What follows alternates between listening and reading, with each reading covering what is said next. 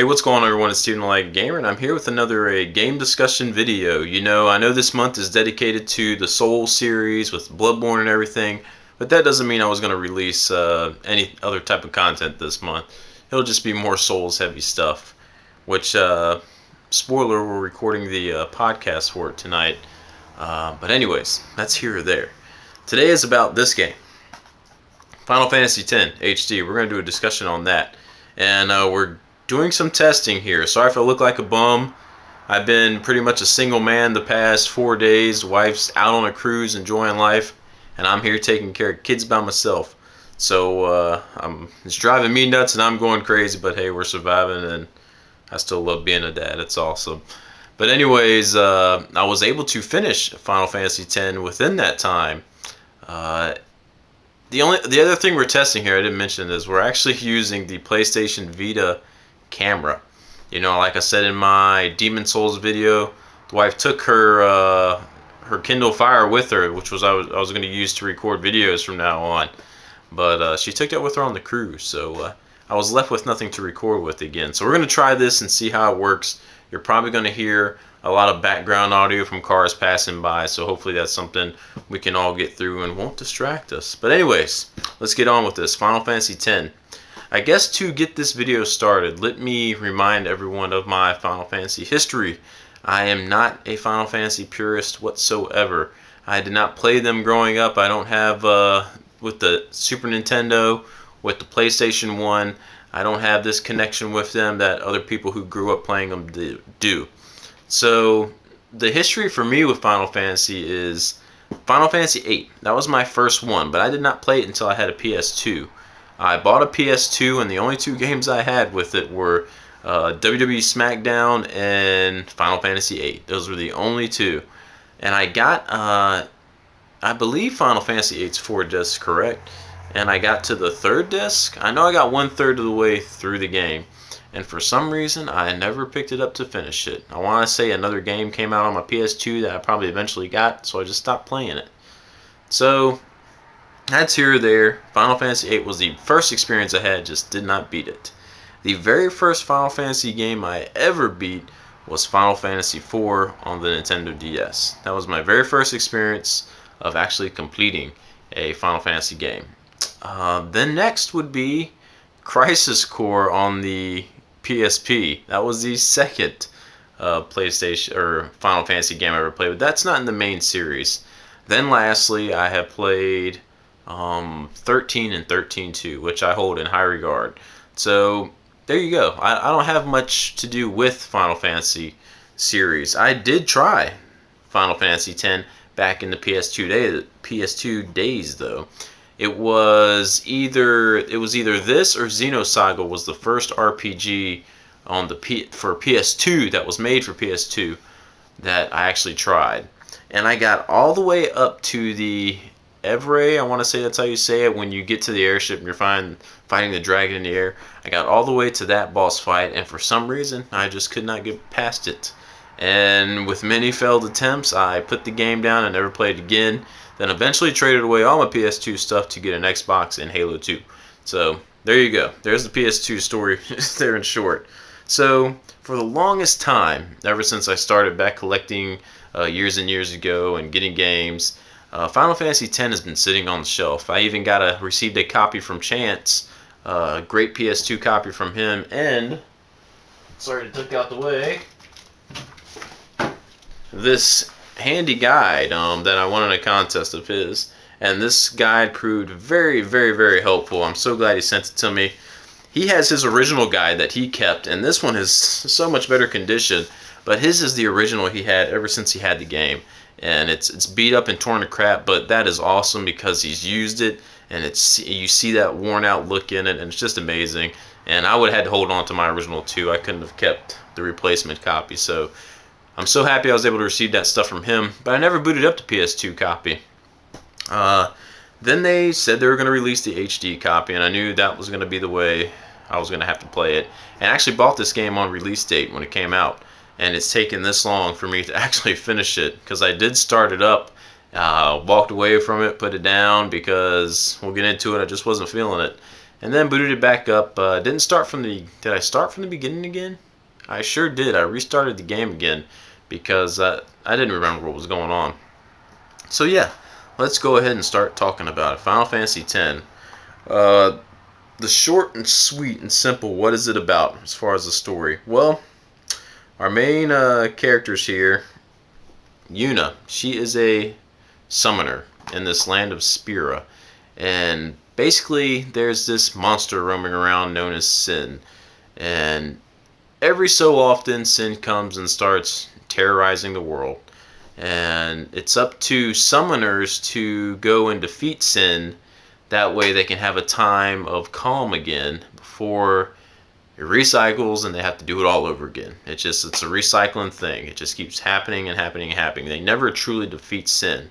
So this story follows Yuna and her guardians, the other main character on here. Some people are saying Titus. I say Titus. I could be wrong, but I'm going to say Titus. That's how I say his name. Titus and some other fellow guardians who are protectors of summoners on their journey go out to defeat Sin, and they want to defeat Sin once and for all and put it to rest. Now that's the short and simple, but there's so much more to the game than that as far as going into the story that could lead into spoiler stuff, so I won't really talk about it. So that's the short and sweet, but like any kind of RPG, things just get bigger and broader, things start unfolding. The plot gets deeper and thicken as you move into the game. And some stuff later on I kind of will alert for spoilers because I want to put it out there and talk about some things about this game that really intrigued me near the end. So, yeah, for the most part, pretty simple starting off story. You just want to defeat Sin until things get deeper and more involved. So, initial impressions of the game when I first started playing it, right when I first bought it, and when I picked it up again to start playing it. You probably heard me mention in the podcast, something about the game, while I wanted to play it, I just couldn't get involved in the world. I couldn't get involved in any of the characters. And I know I was talking with a lot of my friends, we're all playing this game at the same time. I'm kind of like bringing up the rear here, last one finishing it. But something about it, and we mentioned in the podcast, just felt kind of bland about it. And I think I kind of found out why. You know, during the past few years, especially last generation, me personally, I have been spoiled by games that are just so great at storytelling, creating characters. Even with a game like Last of Us, I'm not the hugest fan of it. I still think it's a great game, but it wasn't Game of the Year for me like it was for a lot of people. That game, still with character development and how story was unfolding, man, it was excellent. It was a masterpiece at doing that, building up this character of Joel and building up Ellie. And I just kind of get, and even with Walking Dead, the Telltale series, you get such great character development that we've been kind of spoiled these days with it. And when going back and playing this game, I know they had great storytelling back in the day too. Xenogears is still highly praised for its story. But for some reason I just couldn't get too involved with any of these characters. I didn't see any development in any of them. Mainly because you were just getting introduced to them and they're getting thrown in your face and that's it. A little quick short story on them and that's it. You're all buddies for some reason and you're going on this journey together. You meet Waka, your friends, you're going. I mean, instantly. You meet Lulu and Auron and you're just all together and you're going. And there was no developing connections or anything between the characters, except until Yuna. You start to see her character develop. But even her development, it's not like this huge, overwhelming character development. She's a summoner. She finds out what she's got to do, and she goes and she does it. But, and then her kind of story with Titus, while near the beginning, in the middle, it didn't really feel like this relationship I cared happened. By the end, a lot of this stuff started changing. During my home stretch of this game is where things really started turning around as far as the story and characters. While some of the characters still were underdeveloped, when I started getting near the end of the game, I actually did start to care. I started to care about what was happening. I started to care about Titus and Yuna and all these guys. I wanted to see them through to the end. I wanted to defeat Sin and any other powers to be that were going to be in the way, I wanted to conquer them and get through it. So it did. After time, they did all start to grow on me. There's probably a lot that you can uncover by doing side quests with them, or completing side quests to discover more about their story. I just didn't do those. I didn't do a lot of the side quests at all. And I'll talk about all that when I get into the gameplay part. But yeah, near the end of it, it just really started. I really did start to care about these guys. And when you get to that ending, man, one of the most powerful video games endings ever. And this will be slight spoiler right here for the ending sequence. 3, 2, 1. When the thing with Titus happens at the end, and they're going through that scene, and 2 Xanarkin is playing, and Yuna tries to grasp him, and she can't. Man, it was so sad. But that wasn't even the saddest part of the ending. When Titus takes that leap off the airship, and he's flying through the air, and slaps Jekka 5. Man, that's when it really hit me, was how powerful that ending was. I'm getting kind of watery-eyed now just thinking about it. Ugh, it was just so powerful. But man, so spoiler ending. Sorry if that ruins it for anyone. I'll probably get tons of thumbs down for that. But that ending was just amazing. And after beating it, I watched it several more times over and over on YouTube, just because it was so great. But that left a lot of questions to be answered, and what was going on. Are things that happening really real? Who is Titus? Who is Jekt? Who is Orin? Like, what were these things? And I've come to my own conclusions about all that stuff from doing some research and looking up things. I won't share everything on here about that because, again, I don't want this to be a whole spoiler-filled discussion.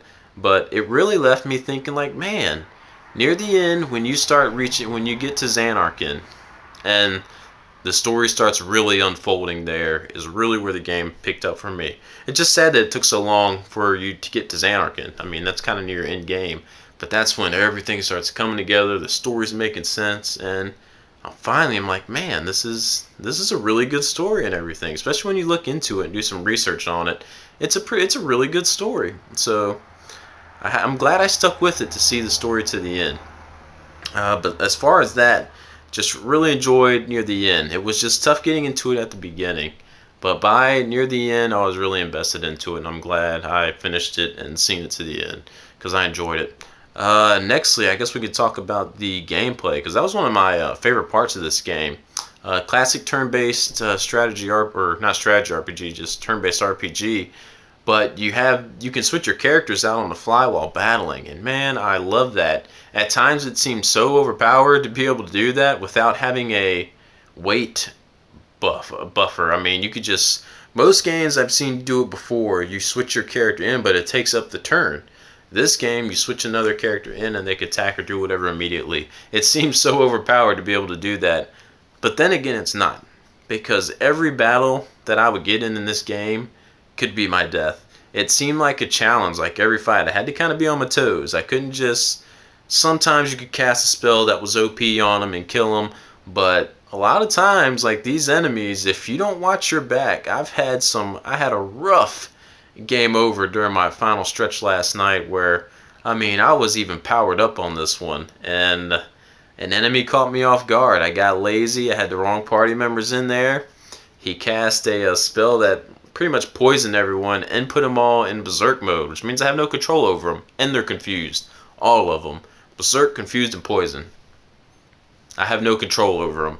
And they basically killed themselves is what happened, and I could do nothing about it except sit there and watch as I lost 45 minutes of gameplay. It sucked having to go through that, but you gotta stay on your toes. I mean, even when you think you're overpowered. And what I mean by that is, through the gameplay, you can go on these quests to get these ultimate celestial weapons, and I did try to work on getting everybody's. I tried to work on getting Titus, but I got to that very last chocobo race, and for the love of me, I could not beat that last race. Just, you have to be so... I beat it, but I can't get the 0-0 time. The closest I got was like 9 something. You have to be so precise on where you hit that balloon hitbox. It's insane. and I just can't do it, so I got frustrated and I gave up. But I did get Yuna's. Hers was by far the easiest weapon to get, and it's also probably the best one to get because you're so overpowered when you get it. Basically, Yuna was a beast, and I'm probably mirroring Chance's discussion here that he did recently on this game. She just waxed everything once I got that weapon. I had double cast on her and all that crazy stuff, and she was just going nuts, and she carried the party through the game. Her and her Aeons, Anima, I should say.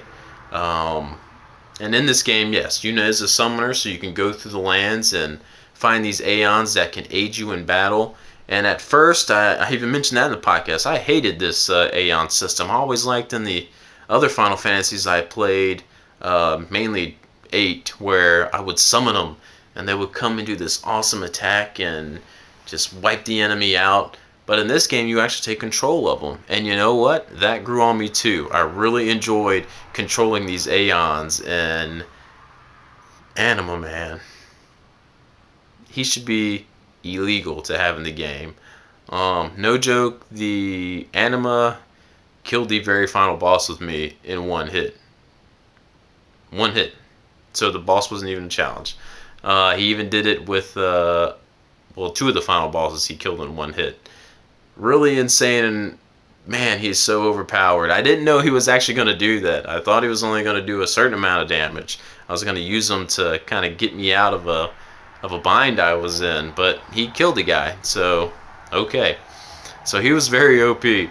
But I really enjoyed that Aeon system, attacking with them. They have their own magic and abilities. It's really cool.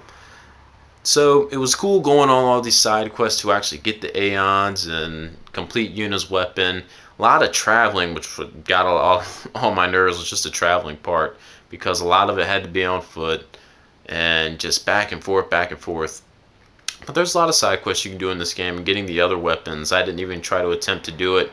Some of them you gotta play Blitzball. Some, I think with Lulu, you have to dodge lightning 200 times. There's no way I can dodge lightning 200 times, and kudos to Devil May Pie for being able to do that, because I wouldn't have the patience for it. So I was happy just getting Yuna's and see what I could do, and it did. I pushed through the end game perfectly fine. But the game is very linear. For a game that I love, Final Fantasy 13, everyone giving it so much hate for being linear. This game takes the cake, Final Fantasy X. It's as linear gets for an RPG. You just go in a line and you go. The only place that was kind of open is the Calm Lands, but that's only because it has like 4 different areas you can kind of walk off to that just lead to one little spot. It's not like open. But man, the game was so linear, which I'm perfectly fine with. I could care less if it's a huge open world exploring, because I get lost in those games. So I enjoyed the aspect that I knew where to go. I actually liked how they had the red arrow on the map that would kind of say, if you get lost, you kind of got to go this way to proceed with the story. So I appreciated that too. But yeah, that's why I don't understand, because this game was held in such high regard, and man, people hate on Final Fantasy 13 for doing it. But yeah, it was really linear, but again, I appreciated that. But as far as another gameplay aspect I didn't really like was the way the weapon system actually worked. You know, I like seeing numbers and stats, and the weapon kind of system only works by they have stats on the weapons, but every weapon just kind of seemed the same, like, oh, this has just Silence Ward, this has Stone Ward, so does that mean they hit for the same strength unless they have plus strength on them?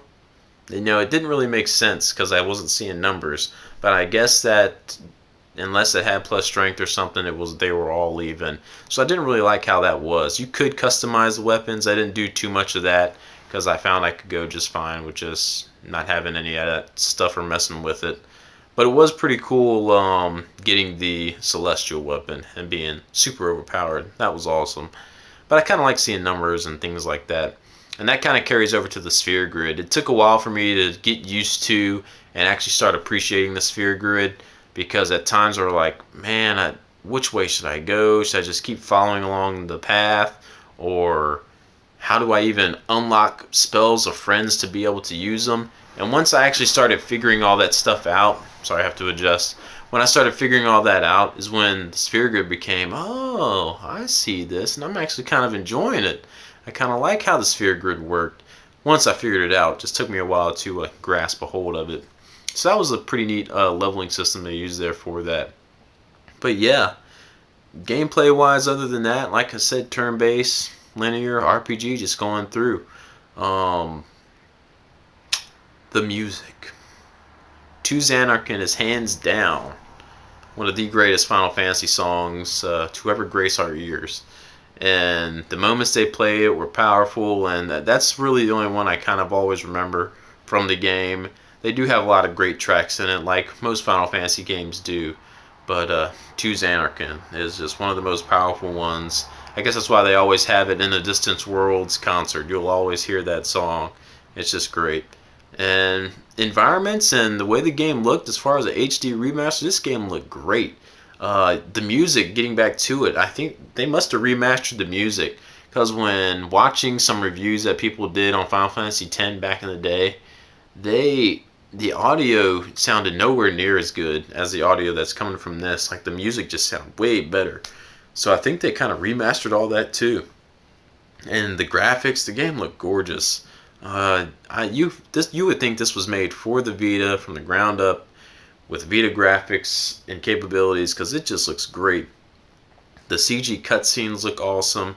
It's just a beautiful game to look at. So I really enjoyed the time and effort they put into some of the work of this game, because a lot of these, like some remakes, you can see sometimes it points out a lot of flaws. And this one, while it has some flaws, it has a lot of pluses on the graphics side. An amazing looking game for an HD remake. But yeah, I guess that's about it. There's nothing else I can really think to say except, you know, I'm glad I finished this through. Where would I rank it now among the games that I've actually finished? Well, between all the Final Fantasies I finished, which is a grand total of now 4 in the main series, I still have Final Fantasy 13 as my favorite. I go back and forth between 13 and 13-2, but 13 just because it has more characters and the story, and it's just amazing in that game. Secondly, I'd go with 13-2, so it would be between 10 and 4 of which one I'd like more. And before the end, if you would ask me when I started this game, I probably would have said 4. But now that I finished this game, I have Final Fantasy X as the next one on the list, and then Final Fantasy IV. So there you go. That's probably how I would rank them, just thinking off the top of my head.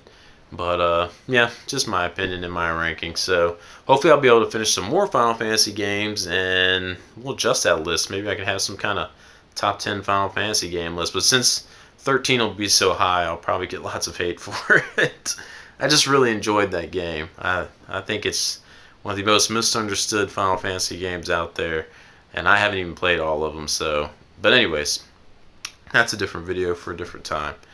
But I hope everyone enjoyed this and my thoughts on this game. Hope the camera quality worked out. But yeah, I enjoyed my time with this game, and I'm glad I picked it up and finished it. I'm actually really interested in playing X2 now. From what I looked up, I think the game looks fine, but I hear a lot of hate on it. But the combat system and the way it kind of switches out, kind of 13 style, I think that could be right up my alley. So I'm going to give it a go. I don't know if I'll play it right away now. It's the middle of March. It's got Bloodborne coming up. I'm not sure if I want to dive into another RPG quite yet or not, because if I do, it's not going to be that one. There's another one on the PS2 that I've been dying to revisit that I mentioned in this video. So yeah, enough rambling. This video is going too long. I really enjoyed it. If you haven't played it yet, go ahead and pick up this HD remake, because it is a great game, great Final Fantasy entry. I really had a good time with it. Alright, that's about it. Night Gamer, lighting out.